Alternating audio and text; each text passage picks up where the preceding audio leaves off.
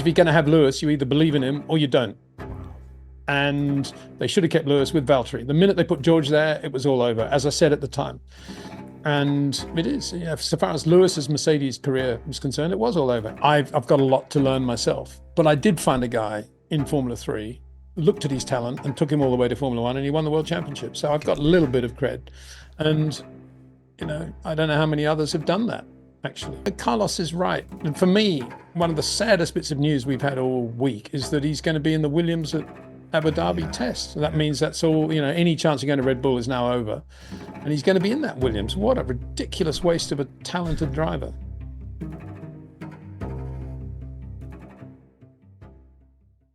Hello and welcome to another episode of the F1 Hour. As always, I'm joined with my friend and yours, one of the goatiest, if not the goatiest F1 mind in all of F1 history. Thou shalt put some respect on his name, Peter D. Windsor. How are you doing? Good, sir. I'm very well, mate. I'm very well, Cam. Good to see you. And the build up to the Vegas Grand Prix, the final round of the World Rally Championship in Japan. Lots going on, eh? I know there are a couple of motorsport threads at which we need to pull. Peter Windsor. Yeah. Talk to me about Vegas since you brought it up first. How Vegas, when the inception of Vegas, it was a massive hot topic, right? The circuit didn't look fantastic, but then all of a sudden last year, it was a fantastic Grand Prix. What's your opinion on Las Vegas Grand Prix, Peter? Do you look forward to it, or do you view it as something that flies directly in the face of everything that is pure and holy as far as Formula One? Well, in the words of Carlos Reutemann, when he flew in and out of Vegas, it was, you know, if God's ever going to drop a bomb on any city of the world, it's going to be Vegas because of all the sin and iniquity there. And so there, of course, Formula One is perfectly matched in terms of its character to everything that goes on at Vegas. Obviously, I'm being slightly cynical, tongue in cheek, but no, I do think there's a very happy marriage there between Formula One and Vegas, because, you know, there's a lot of secondhand car dealers in Formula One. There's probably still quite a lot of secondhand car dealers on the strip at Vegas, I would imagine. And so, yeah, that works. My only confusion, I have to say, I'm just confused in my mind about this, is that there seems to be this paranoia these days about ticket sales and how many, what the attendance figure is and all the rest of it. And what I don't get is that when Liberty took over Formula One, they obviously did a lot of close forensic accounting work of Formula One and how it operated. And how it operates is pretty simple. Formula One takes all the money and they go to venues who put up the money to run the Grand Prix, but don't even think about making money or indeed having a decent spectator attendance, because Formula One is not about that. It's not a big sports promoters deal. It's all about bringing a massive amount of glory and fame and name to the country or the venue. And we've got this sort of mix and match thing now with Liberty, where they're doing all the Bernie stuff of getting these great cities and countries on the Grand Prix calendar. But at the same time, they're trying to put some sort of importance on ticket sales and attendance at the gate, which breaks all the rules of the Bernie business plan. So I still don't get it. If they're really worried, if they're really concerned about how many people actually buy tickets and go to a race, they should make the tickets much cheaper. The Formula One team should operate into a much smaller budget pool, and everything should be reduced in size in terms of money, because at the moment, with all the money going to the teams and Formula One, there's no way in the world the promoter, a serious promoter, can make money unless he charges ridiculous ticket prices. So it's out of whack at the moment, and I just don't get what the end game is there at all. I think Bernie had it right. You know, for me, the spectators are the basic studio audience of a TV show that's going out globally. That's how Formula One should be presenting itself. And Vegas as a TV show looks phenomenal. As an event to attend, I imagine it's a complete nightmare. I would imagine it's probably incredibly expensive, difficult to see the cars, difficult to get around, difficult to do everything. You know, why would you want to be there? You just want to see it on TV. That's what the whole Bernie model was, and that's the model that Liberty bought and still run. We know they still run it because they haven't changed any of the fundamental elements of the financial structure. Yeah, I think.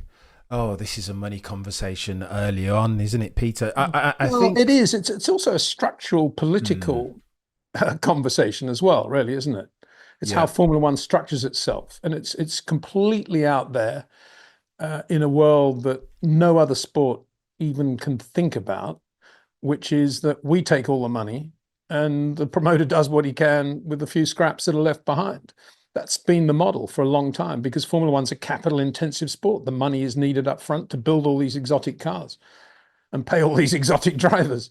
And that's the model that we still have. So, if that's what we got, let's make the most of it and make it this mega TV show and not worry about all this business of spectator attendance. Yeah, it's a good shout. I think that's the way it should be done, Peter. But again, if you're looking to capitalize on horizontals, then the live audience, especially Peter, if people are paying anywhere upwards of 10, 20, 30,000 US dollars for paddock passes now.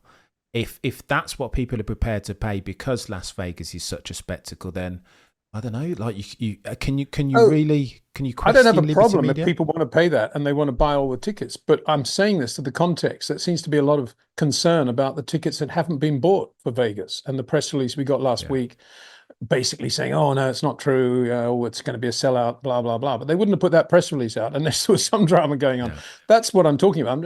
Of course, if everybody wants to buy the tickets and pay, $1 million a ticket or whatever they want to pay, no problem at all. Let them go and do it. But if they're starting to worry about lack of people going, a smaller attendance than they anticipated, that's when they need to think about the business model. Yeah, agreed. That's my point. And no, right on, Peter. And I think that's a function of the experience that so many Las Vegas residents had last year, that because of the infrastructure, that small businesses in Vegas were losing millions in terms of revenue, but by virtue of the disruption that was the Las Vegas Grand Prix. And secondly, the experience that so many Las Vegas residents and ticket purchasers had in terms of, Carlos Sainz, the pothole gate, what happened there, people getting kicked out of free practice 3 and qualifying because there were all these segments in the showing. I think that's what's going on, Peter, that loads of people paid thousands last year and barely got to see a car going round a track. That's right. And that's why Bernie, I think, had it right when he said, forget about street races unless it's an exceptional thing like Singapore and Monaco. Let's just build the circuits out in the middle of nowhere, near a city, near enough to get in and out like Bahrain. But let's not do these street races because they're too much of a nightmare. Yeah. And I think he's right. And that's just why I always say, and I'm still waiting to see the press release from Liberty or the FIA saying Peter Windsor's idea of building classic circuits in the middle of nowhere is going to be adopted. And we're going to build a 15-mile Nordschleife 20 miles from downtown Vegas in the desert. And it's going to be completed in 2028. And it's going to have all the runoff area we need, all the pit facilities we need. But it is going to be the Nordschleife. Why isn't that happening? They don't. There's more financial juice to be squeezed from having the street circuits ultimately, Peter. You're right, I agree with you, but that's if I put on my financial accounting cap on, they would never do it because, again, bang for your buck, right? Put the circuits in downtown, wherever, New York, where everybody can get to. It might be an SH1T race, but we're going to make a lot of money for it. So they're prioritizing the financial upside, aren't they? And it looks a little bit short term to me. No, can't be. 100%, Peter. Looks a bit short term in the build up to perhaps a sell off. No, that couldn't be happening. Right, let's talk about that, Peter, because again, as many due diligence pieces as I've gotten involved in as far as my accounting career, it feels and looks like they're in the midst of a restructure. Greg Maffei is now an advisor to Liberty Media. They're spinning off in real time the subsidiary that was Live Nation, who owns Ticketmaster. There is the DOJ anti-competition law thing going on in the background. Trump's just been re-elected. Let me pitch the question at you this way. I just shook all over. Sorry. Carry on. We're not allowed to talk about politics, remember, Peter. I just got a jolt of something, this terrible thing, atmosphere in here. Oh, so let me ask you the question this way, Peter. Is now as good a time as ever for Liberty Media to sell Formula One as an entity, a franchise, and a sporting endeavour? Yeah, I think it is, and I only say because the obvious target is Saudi Arabia, and they're so entrenched now with sport in general. I won't say sport washing because that's political, but sport in general, and certainly Formula One, that you want to do it before they start to realize what's really going on, or have perhaps some issues in the greater world which may come into play. But right now, they look to be ready to go, don't they? So that would be your prime target. I can't imagine they'd sell it to anybody else. Is there anybody else, any entity out there richer than the Saudi Arabian government? Oh, Lawrence Stroll. Sorry. Yeah. Okay. Okay. No, seriously, I think the Saudis seem to be the right target, and they seem to be right now, don't they, for that? Yeah, so sovereign wealth funds look like they might be the candidate most likely. Segueing off from that, Peter, Mohammed bin Sulayem, I want to say circa 24 months ago, started sticking his nose where it doesn't belong. He's the head of the You said it, not I. I mean, the F1 entity said, like the teams and the drivers said it, didn't they? So he said that the asset value currently for Formula One, if it is to get purchased, is too high. And again, all of like the teams, the team principals, Liberty Media, F1, FOM, they all came around and said, listen, this is completely out of whack. That Mohammed bin Sulayem, you need to kind of chill out for a second. This isn't your remit. Even if that was the truth, you are a service provider. Why on earth would you say that? Mohammed bin Sulayem, a lot of people are leaving his organisation in real time, Peter. Would Mohammed bin Sulayem as the FIA and the way that they are governing the sport as at the time of writing be an impediment potentially for a suitor or an acquirer should somebody, a sovereign wealth fund, do they need to fix for what the FIA are doing or not doing before a purchase goes through? It's a good question, isn't it? And I wonder whether a decent team of lawyers could negotiate a sale to the Saudis in which the Saudis had the option to use the FIA as the administrator or not. Oh. I suspect that is doable because there have been plenty of plans in the past, ideas in the past to do championships beyond the realm of the FIA, and we see them taking place in the United States at the moment. So of course it is possible I would imagine it's entirely possible for the Saudis to buy Formula One's commercial rights and everything that comes, all the equity that comes with that, without being forced to have to work with the FIA. And they could then run their own championship administered by the teams, administered by Formula One, administered by some other third party. Yeah. I can't imagine that wouldn't be possible. Yeah. Wow. But I'm only guessing, trying to put on some sort of legal brain, but or use some part of my brain, but I think that would be achievable. It's interesting times, Peter. It is. I mean, the FIA, as you say, they're basically administrators of the sport. And of course, because they have the jurisdiction of penalties and rules and application thereof, we often see them as an incredibly powerful group. But ultimately, as I say, we do have motor racing and exists in the world without the FIA, and it seems to work quite well. I would hope so as well, Peter, because they are sacking everyone left, right and centre, right? Niels Wittich gone, conflicting reports, some saying that he left of his own accord. Niels Wittich came out and said, I didn't leave, I was sacked. So too the FIA compliance officer, Paolo Basauri, he was apparently sacked as well, depending on who you listen to. It is... and again, that's only the latest, right? There's Shayla Ann Rao, there's been a Nielsen, there's been a more than a dozen people who have left the FIA. Well, if I can just add my name to that as well, I was sacked as well because I've had a media permanent pass for I don't know how many years, not one in perpetuity, unlike many of my peers, even though I've done more than 500 Grand Prix. And I was sacked last year for whatever reason. I obviously said something that upset the FIA, no more passes. So, it's not, it does go right through. I'm not bitter about that at all, because as I say, I think the future for Formula One, as Bernie always said, is to watch it as we do I've got sort of 4 screens here, all these different feeds, everything going on, direct lines to a lot of the engineers and teams, no issues at all. Much more than I would ever have at a race. But, what can I say? I'm not saying all the good people were sacked, but certainly I can add my name to the list of people that were sacked. So this is an interesting conversation now because Damon, again, let go or sat? Was he pushed? Did he leave? Depending on who you talk to, on the back of some debatable, some say biased comments on Max Verstappen, saying that Max deploys dastardly tactics, and if everybody drove like Max Verstappen, then nobody would ever stick an overtaking manoeuvre. Peter, let me ask you the question. In fact, I'll chime in on Damon's comments first. What do you make? Was he being, as many Max Verstappen fans said, was that Damon being super biased? And that does Damon? Well, I don't think it's Damon being biased. It's Damon. I mean, when you have a Damon Hill or a Coulthard or any of those guys, they're only going to see what's going on in front of them through, or Nico Rosberg, through their own peripheral vision of their life in Formula One, and how they perceive their field of perception is their career and the way they raced and the way they drove and everything they experienced. It's not a broad brush objective view based on objective viewing.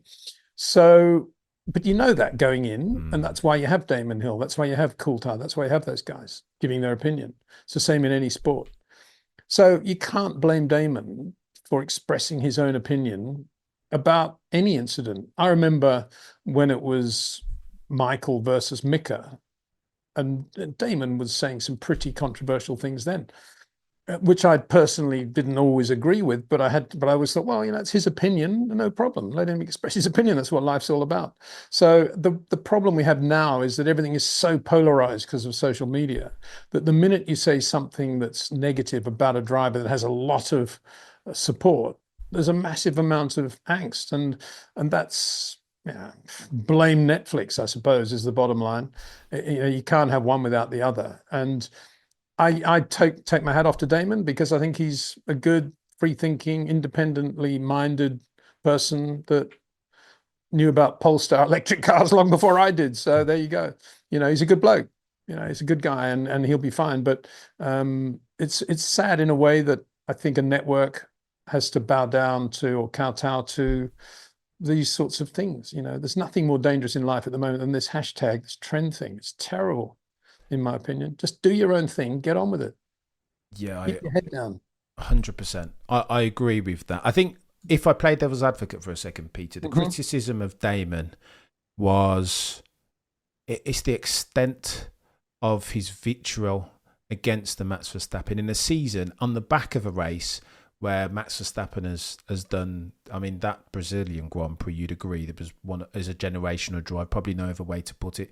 And when Damon's saying dastardly tactics or something to the effect of sport doesn't build character, it reveals character.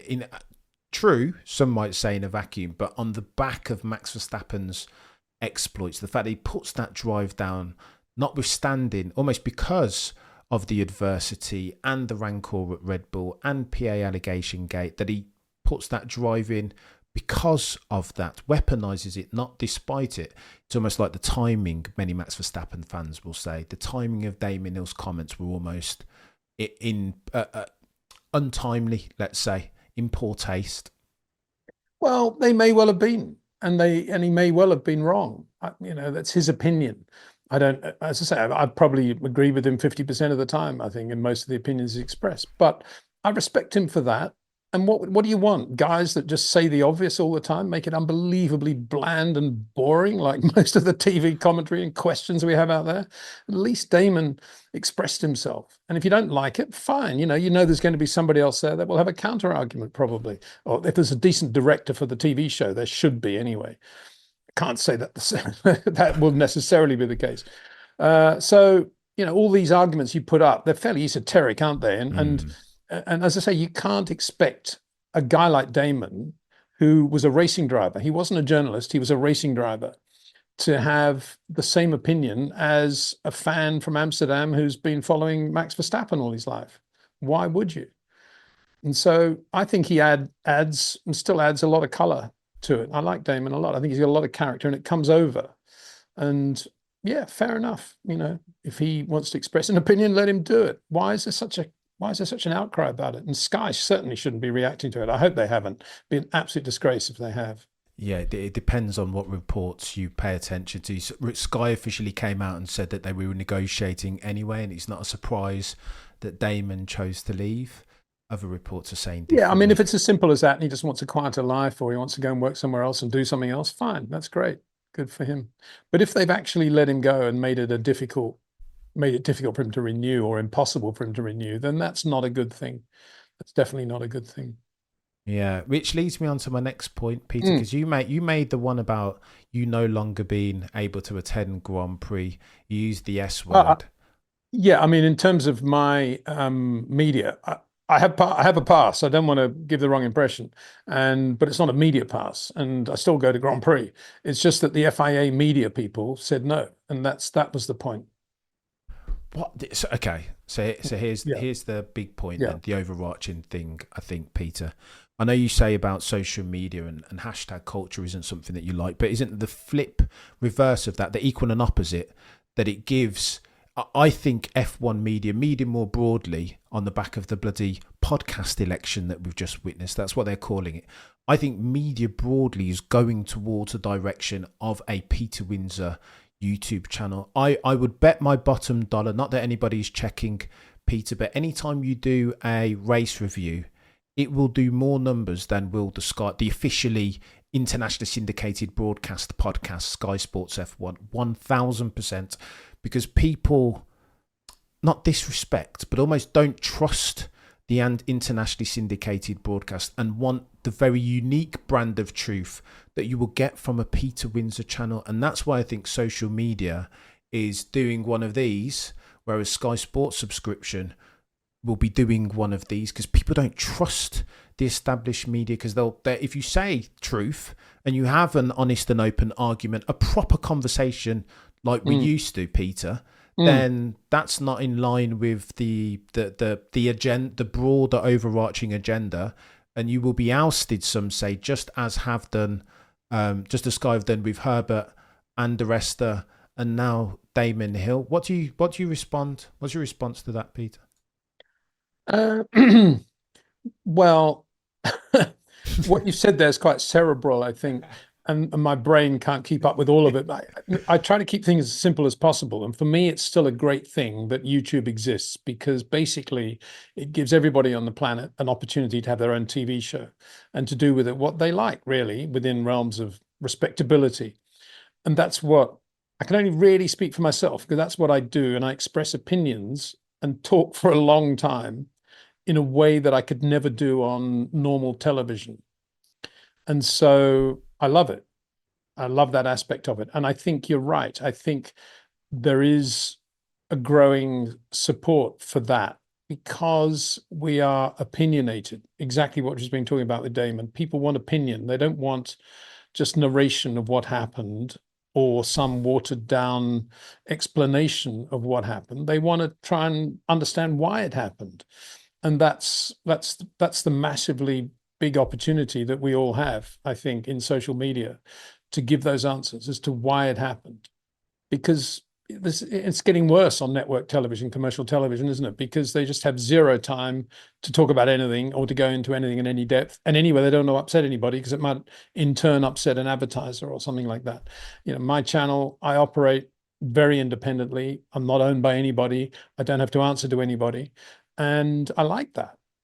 I like the fact that I can criticize the FIA now because I'm not worried about if I'm going to get a media pass from them. I don't need it. And that sounds arrogant, but I don't, because if the worst came to the worst, you can still watch it all, the systems I've got. It's brilliant. Much better than it ever was going to races. The only thing I miss is just hanging around in car parks talking to drivers as they're getting Yeah. in or whatever. But you can't even really do that because even if you got a media pass, you get thrown out by something heavy in the car park saying, "Oh, what are you doing here?" So I don't even bother with that. Um, and so, yeah, I think you're right. I think social media's got a massive future, particularly in Formula One, where so many explanations are spurious and the actual correct explanation is quite difficult to find because there are so many factors involved in any given incident or win or loss or whatever it is. And that's the fun of Formula One, all those different layers that we can approach. Wow. Very well said, sir. I think Mm. this is the gift of the. I think this is the gift of the way that the space is progressing. That whilst Max Verstappen's on his way to winning a fourth championship, and the stakes of the remaining three races do one of these, I'm willing to bet a lot of money, Peter, that a large percentage of the fan base won't tune in to Las Vegas or Abu Dhabi. They won't even care. It's quicker. Their time is better spent with their family, doing overtime, whatever it is. And then why don't I catch the 20-minute Peter Windsor review analysis of the 100%, Peter? This is a really serious point. I've heard so many people say to me, sack off the race. I'll watch Peter tell me the story of the race, the hows, the wheres and the whys in a way that's infinitely more engaging than Lando Norris again. Well, it's not so much the Lando thing. I think it's more that the director now has this thing. He's obviously got somebody sitting next to him who's looking at all the gaps. And every time a gap comes down inside 2 seconds, they immediately focus on that gap, even if it's a battle, titanic battle for 14th place. Yeah. And you spend 3 laps watching, I don't know, Alex Albon racing whoever, Kevin Magnussen. And meanwhile, Max is out leading, or Lando's out leading by 10 seconds, doing something unbelievable through the first chicane or through that medium speed left-hander, which we're not seeing. And that's the problem. You know, they always come down to this easy low fruit of, oh, this guy's going to pass him, or maybe not. We got it. Oh, it's a pit stop. Quick, show the pit stop. Yuki Tsunoda's come into the pits. It's pathetic, isn't it? Just they're totally afraid to watch a driver doing what he does well, 10 seconds in front of the field, driving beautifully, talking about rhythm, talking about braking points, talking about the way he uses the pedals. They never do that. Never. You know, I find that so irritating. That's why when I do race reports, I try to look at the things that are important, that affected the outcome of the race, as distinct from all these things. And sometimes someone will say, "Oh, what about that pass? What about that amazing pass of Nico Hulkenberg on whoever, on Liam Lawson?" I think, well, don't even remember it, to be honest. Oh yeah, okay, pretty good for 9th place, yeah, and so yeah, that's it. I suppose I grew up in the Dennis Jenkinson era of the things that matter, of trying to understand the things that matter and not spending too much time on the things that don't matter. And I think because of Netflix, the whole grid is now important. Everybody wants to know what's going to happen to everybody. And I think that makes it very difficult to have an overall picture of what is happening and why things are happening. Blimey. Very good shout again, sir. As we round third base, more than generous of your time, as always, Peter. It would be remiss of me not to mention Toto Wolff's comments. So they've published a book called Inside Mercedes F1.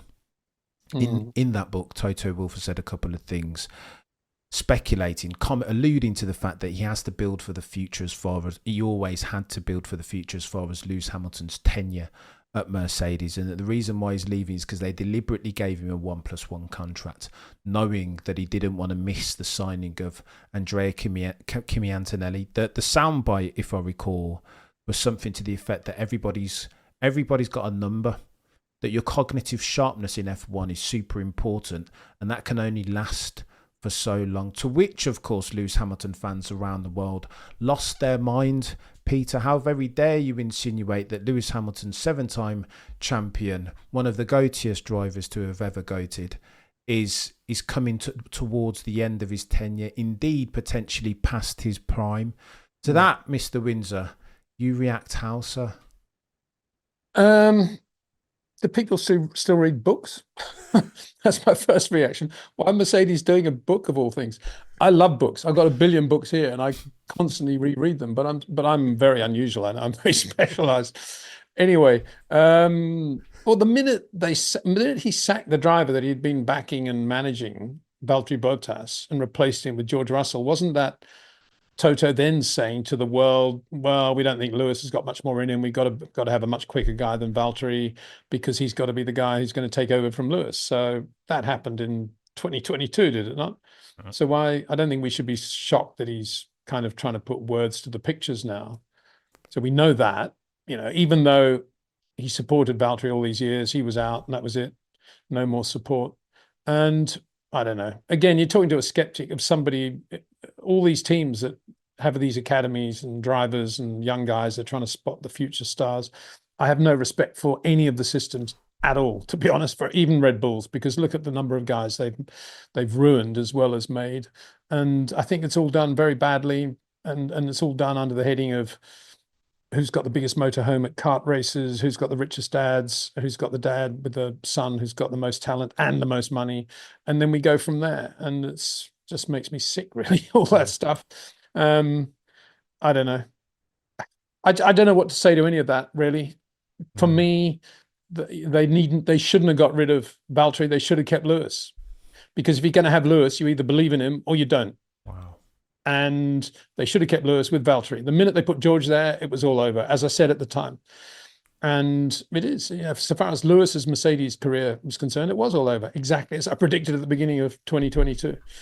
Wow. So, yeah, I don't know. What else can I say? You know, these guys don't actually know anything about young drivers. They don't know anything about driving talent. And it probably sounds very arrogant for me to say that. I've got a lot to learn myself. But I did find a guy in Formula 3, looked at his talent and took him all the way to Formula 1, and he won the World Championship. So I've got a little bit of cred. And, you know, I don't know how many others have done that, actually. None. But I mean, there's Toto hasn't done that, has he? The guy he took, Valtteri, he gave up on. And now he's George. You can't really say George because he was with the ART and all that lot, wasn't he? So, you know, these, and I worry about a lot of drivers. I worry about every morning now. I go out the back and I play with Dexter and I throw balls with Dexter. And the minute I do that, you know who I think of? I always think of Théo Pourchaire, because he's got two beautiful golden retrievers. And I know he does the same thing. And I always think of every morning and I think, what a waste. What a waste. Imagine how he feels right now. He was a Sauber reserve driver or whatever he was. And he hasn't even got the Formula One drive for the future now. Yeah. What is that all about? I just, you know, I find that so sad, so really tragic, actually. And, you know, there's that funny thing from Mick Schumacher on Instagram today. Have you seen it? Yeah. Yeah. I wonder what that was all about. Wow, what's happened to him? All he's talking about is, oh, well, you know, all the doors are closed for 2025. I never even imagined he was hoping they were opening for him, because there was never going to be a chance for him. Basically, you know. It's a confession. It's a confessional, isn't it? Yeah, it's wrong. It's completely wrong, you know. And we've got this, got to look at his name, but Ugo Chukwu, who won Macau, who's obviously very good. You know, he's a McLaren driver already. I think that's a mistake myself, because look at Théo Pourchaire, he was a McLaren driver, and so have been others. You know. Yeah, it's. You know, correct me if I'm wrong. Fukuzumi, I think, was a McLaren driver. What happened to him? Yeah. What did they do for him? You know, and you could argue Alex Palou is good enough to be in Formula One. We're probably never going to see him in Formula One now. No. And so I find it worrying when these guys sign with teams so young, at such a young age. It's a concern, Peter. But I'm rambling a bit, but that's only because I don't really know. I don't really understand the world at the moment in terms of where it's going with drivers. I think sadly for that, Carlos Sainz said it better than I ever could on a podcast, the new Project podcast recently. That there's almost like a dozen things that you need to tick if you're to become an F1 driver, right? Half of which are beyond your control. You said that you need to get into a junior program. You need a family with financial resource. You need to be good. Not only do you need to be good, but you need to be good at the right time. And he's arguing, therefore, that Théo Pourchaire and Felipe Drugovich were almost good at the wrong time. You wanted to be good now, when all of a sudden F2 drivers are all the rage, because Colapinto and Behrman have had some good luck and done some really, like, performed really well, all of a sudden with little to no preparation. So it's almost like the racing gods have turned their back on Théo and I'm Felipe. not sure. Yeah, you can look at it that way. But I was watching Rafael Marciello. He was very, very good. He was really good in Formula 2. Now he's racing GT cars. What happened to him? Yeah, he was good. Oh. There's no doubt he had the talent to be very good in Formula 1. And I'd completely forgotten about him, I have to confess. And yeah, you know, Carlos is right. And for me, one of the saddest bits of news we've had all week is that he's going to be in the Williams at Abu Dhabi test. So that means that's all, you know, any chance of going to Red Bull is now over. And he's going to be in that Williams. What a ridiculous waste of a talented driver. True. And going the other way, Peter Windsor, is who? Zhou Guanyu to become reserve driver at Scuderia Ferrari, the role that you'd pitched at Carlos Sainz Jr., because, of course, the automotive industry isn't making very many sales in North Asia, is it? China all of a sudden aren't buying. Well, it's not that. He's actually bought the drive, isn't he? He's bought the reserve drive, a bit like Felipe Drugovich did at Aston Martin. Except he's probably paid a lot more than Felipe's 600,000. He's for sure paying a lot of money to be doing that at Ferrari. And so that's that. Oh. And there's a little bit of a double whammy, half a whammy extra of the Chinese market, but ultimately it'll be Guanyu just buying that drive. And yeah, it's a sad reflection on the world ruined by money. Just a little money bit. Changes everything. Cyndi Lauper. Just a little bit, Peter. Just a little bit. But these are the rules, the parameters within which we need to play. Sadly, Mr. Windsor. Let me pitch one final question at you, sir. More than generous of your time as always. Eddie Jordan said on the Formula for Success podcast, something that's super controversial and has gone largely unnoticed by the F1 media. He said that of the race director, I think David Coulthard put it at him this way, that there's always luck and fortuitous circumstance in the timing of the deployment of safety car, as was at the Brazilian Grand Prix in qualifying. And Max Verstappen fell foul of that, sadly. To which Eddie Jordan replied, "Don't be stupid, DC. Of course the race director looks at where everybody is on track, that Lando Norris is the dude that they wanted to win that race with a view to continue stakes and a level playing field, keep Max Verstappen honest so that loads of people all around the world continue to tune in." To that, Mr. Windsor, you respond, how, sir? I totally disagree. I think Eddie would have been 100% correct insofar as the Charlie Whiting-Bernie era was concerned, and that's exactly what happened. But ever since the sad passing of Charlie, that has not been the case. And there's no way anybody at race control these days is clever enough to be able to think that fast and that well. Fair play. I love the way you word it. Fair play, Mr. Windsor. That's a sad indictment, though, no, that you have to. Well, is it? I don't know. I mean, I think it's just a happy reflection on the way things used to be with Charlie and Bernie. You know, get it done, Charlie. I'm off to the airport. I don't want to take any flack. You can take it all. Ciao. See you next. Let's have dinner at Mr. Chow's in 3 days' time. And so, yeah, you know, that era's gone. That autocracy's gone, replaced by a sort of, you know, lots of committees and meetings, everybody trying to do things well. And as I say, they've got no ability to be able to think that clearly. I'm amazed DC gave them the credit that they could these days. Sorry, I'm amazed Eddie did. But Eddie's just thinking of his days with Charlie and Bernie for sure when he's saying that. Fair. He's right. You know, that's how it was. Definitely is how it was.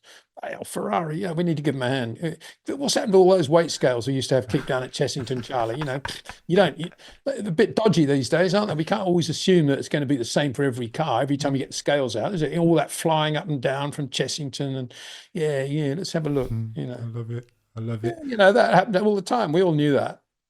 And in a way, you know, looking back now, it was all quite fun. But the same with the rear wings on the Brabham. You know, change the rear wing before it goes to the weight scales. Make sure it's going to get over the minimum weight. After Nelson's just got the pole for the 4th time. There's always been skullduggery in F1. Indeed, it's hard to imagine. Well, there's always been skullduggery at Brabham and, you know, around that area. I wouldn't say in general. I don't think Rob Walker cheated very much, did he? Or Lord Hesketh? Wow, not across the board, Peter. But, do you know what I mean? I'm being difficult now, I know. But no, I mean, some teams are pretty much whiter than white. But in general, the whole anything to do with the Bernie era, there's always lots of mixing and matching going on, for sure. So skullduggery. Hanlon's razor, Peter Windsor, some say, indicates that you should never attribute to malice that which you can chalk up to stupidity. But I digress. Mr. Windsor, you've been a legend as always. If you're watching this and you're not already subscribed to the Peter Windsor YouTube channel, what are you doing with your life? Go and do that now. Shortly thereafter. Good question. I keep asking what I'm doing with my life. I don't even know what I want to be when I grow up, but I suppose I'll eventually get there.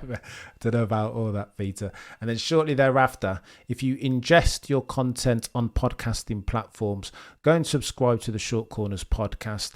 It is not bad if indeed you're invested in God tier F1 media and podcast. If you're watching this on the YouTubes, like, share, comment. If you're listening, 5 stars and a follow. Between now and next time, as always, remember to look but never stare.